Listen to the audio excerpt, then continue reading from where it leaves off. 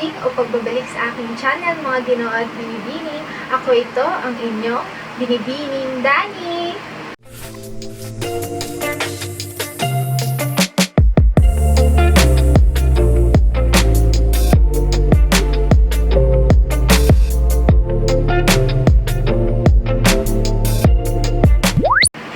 Mga ginoo at binibini ko for today's video. As you can see in the title, ang gagawin natin for today ay ang first impression and swatches ng Beautyglazed Colorboard palette. So, kung nakita nyo or napanood nyo na yung video ko, ililink ko siya down below. Yung aking online shopping haul, makikita nyo doon sa last part ng video to na nakuha ko na siya. So, I'm sure guys, clinic nyo tong video na to dahil gusto nyong makita or curious kayo kung ano-ano nga bang color boards ang nasa loob ng palette na ito, kung magkano nga ba siya, and kung cruelty-free ba siya. Kaya ang gagawin ko para mapunan ang curiosity ninyo, hahatiin ko ang video na to into 3 parts. First part, ang gagawin natin ay yung basic information ng product na ito. Sasagutin ko yung mga frequently asked questions ninyo, kung magkano ba siya, kung saan siya pwedeng orderin and such. Second part ng video na to is yung swatches, kung ano-ano nga bang colors na eyeshadow ang nasa loob ng palette na ito at kung ano-ano nga bang color boards ang nandito. At ang last part, which is my favorite part, ay ang first impression review na nitong product na ito. So, gagawa ko ng tutorial ng look para dito sa palette na ito. Kung gusto nyo masagot ang lahat ng katanungan nyo at kung gusto nyo matuto kung paano nga ba i-maximize ang use ng palette na ito, then please keep on watching. So, ayan na nga guys. To start the first part of this video, ipapakita ko muna sa inyo ang number 1, packaging. So, this is the packaging of the palette. Makikita nyo na very shiny siya dyan. Reflective ang kanyang cover. And, sealed siya with magnet. Alam nyo, pag nabagsak siya, halimbawa, hindi agad-agad magbubukas yung inyong palette. Nakalagay lang sa packaging niya ang pangalan ng brand, which is Beautyglazed. And then, nakalagay din dito yung pangalan ng kanyang palette, which is Colorboard. Dito sa gilid, nakalagay lang dyan is Colorboard. Pag inikot nyo siya dyan, makikita nyo yung iba't ibang color boards na nasa loob ng palette na ito. So, sa likod, the most important part of the palette, kasi nandyan nakalagay yung information ng product na ito. Ingredients. So, very important guys. Mamaya meron palang mga ingredients dyan na allergic tayo, kaya important din ito. So, the next one is yung glitter ingredients naman. After ng ingredients, nakalagay din dito kung saan yung address ng kanilang distributors or yung address mismo ng kanilang manufacturer. And then, nakalagay din dito yung license ng kanilang product. Ito yung information ng kanilang brand, yung kanilang website, and kung saan gawa itong product na ito. This product is made from China. And then, nakalagay din dito yung kanyang expiration date. If you're not familiar guys kung paano malalaman yung expiration date ng mga makeup products na nabibili ninyo, meron dyan drawing. Ilalagay ko dito kung ano yung drawing na yon. Makikita nyo dyan na parang may jar na nakabukas and then may nakalagay doon may na halimbawa 6M. So, ibig sabihin nun, for 6 months upon opening, doon lang mag-expire yung product na gagamitin ninyo. So, in this case, dito sa product na ito, nakalagay 24M. Ibig sabihin, after 24 months upon opening, tsaka lang ito mag-expire. So, meron tayong 2 years ng shelf life. Para sa akin, isa sa mga pinaka-important na tanong ng mga consumers ay cruelty-free ba ang binibili kong makeup product? Buti naman nakalagay dito sa palette na ito na Beautyglazed don't tested in animals. So, number 2 is yung price. Magkano nga ba itong palette na ito? Pagdating nyo sa Shopee guys, ito yung official shop ng Beautyglazed at yung product nila ilalagay ko din dito. Ang presyo niya nung nabili ko siya is 569 pesos. Diretso na tayo agad sa pangalawang part ng video na to, which is the swatches. Kaya if you wanna know what colors are in here, keep on watching.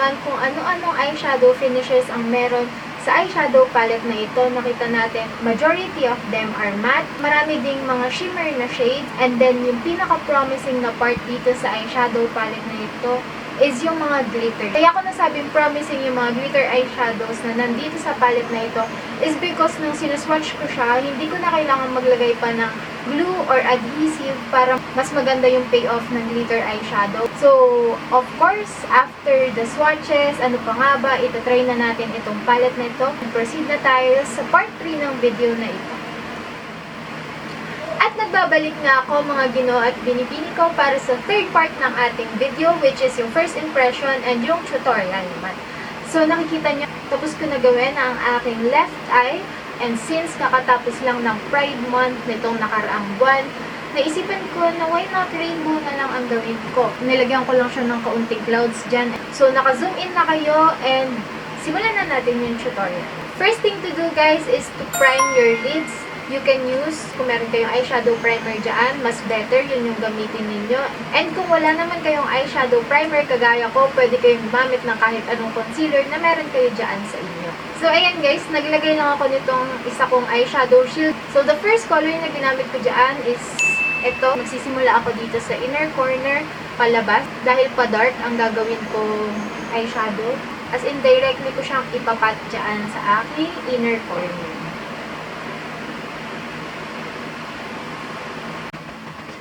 Makikita nyo guys, yung paraan ko ng paglalagay, tinatap-tap ko lang siya dyan hanggang sa kumapit yung pigment. So ayan nga guys, makikita nyo na hanggang dito ko lang nilagay yung kulay blue kasi nga marami tayong ilalagay na color and ayoko naman ma-overpower ng kulay blue yung susunod na kulay sa kanya. So the next color na ilalagay ko is ito. Yan, yung color na yan sa ating green na color board. So kagaya kanina, tap-tap na lang siya dyan.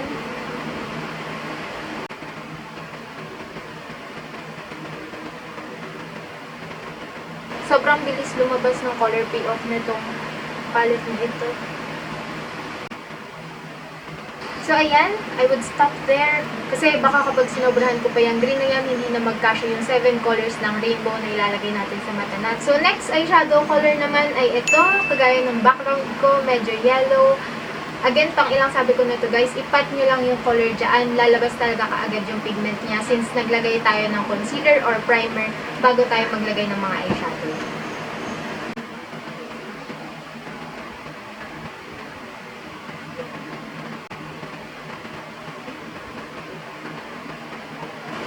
Kapag nandun ako sa may taas na part ng eyeshadow, ang ginagawa ko is biniblend in ko siya para maghalo yung color before siya and yung current color na binibuild up natin yun.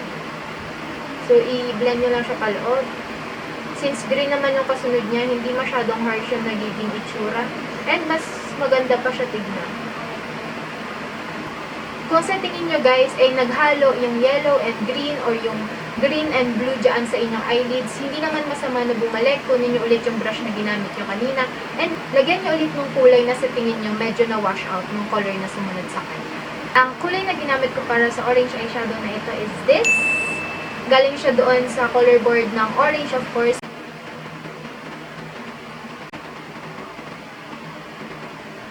Kagaya ng sinabi ko kanina, i-blend nyo yung taas. Papasok. Para hindi harsh yung lines dyan sa taas. And what's next is color red. Ayan, itong color na red ang ginamit ko. Ang medyo downside lang sa palette na ito is wala siyang as in true red. Kasi para sa akin, kitang-kita sa camera na medyo red-orange yung kanyang color payoff. Kaya yun lang, kaya natin yung color red. Pero for the price, and you're getting 60 eyeshadow colors, wala naman sa kanila. So, last color na tayo guys, which is yung purple or yung violet. And again, nandito lang siya sa gilid ko. So, kung mapapansin nyo guys, ang pinakaunang ginawa ko is nag-line ako dyan, mula dito sa may bandang orange, yung dulo ng orange, papunta doon sa ating wing. And, gumagawa ako ng maliit na wing dyan para magmumukhang extended ang ating lid. So, ang ginagawa ko na is kinoconnect ko na yung ating red and yung purple.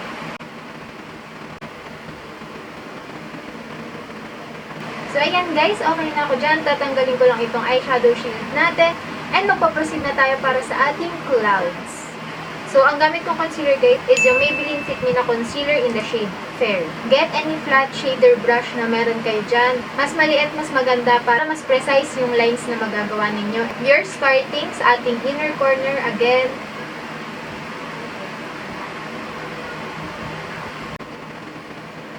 Yan, kapag naayos nyo na yung shape, i-spread nyo lang yung inyong concealer sa inyong eyelid.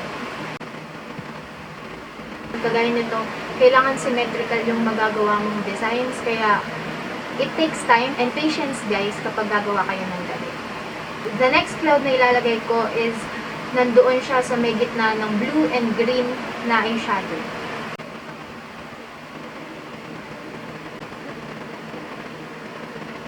Yung last cloud na gagawin ninyo, hindi nyo na i-spread sa ilalim ng yung inyong concealer. As in, bubuin nyo lang talaga yung cloud and yun lang yun. Hindi nyo na ikakalat sa ilalim ng yung concealer nyo.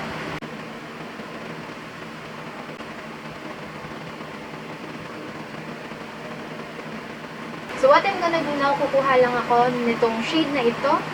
Yung beige na shade dyan sa ating colorboard. I-apply nyo lang siya dyan sa may part na nilagyan nyo ng concealer para maset siya.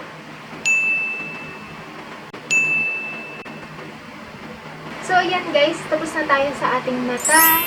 And nagamit na natin yung Colorboard eyeshadow ng Beautyglazed.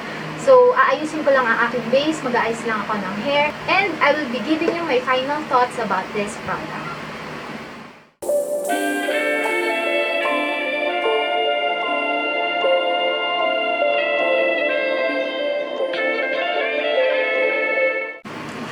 Nagbabalik na nga ako mga ginoo at binibini, and this is the final look.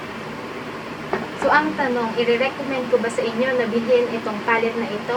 Ang sagot is yes na yes guys, as in sobrang sulit for 569 pesos and meron kayong 60 pieces na eyeshadow colors. Sobrang sulit na nun guys. Salamat sa panonood at pagsubaybay mga ginoo at binibini. Don't forget to follow me on my social media accounts at DHNYLA or Dan Nicolas. Like this video, subscribe, and ring the notification bell para lagi kayong updated kapag magpo-post ako ng bagong video. This has been your one and only Binibining Dani. Bye!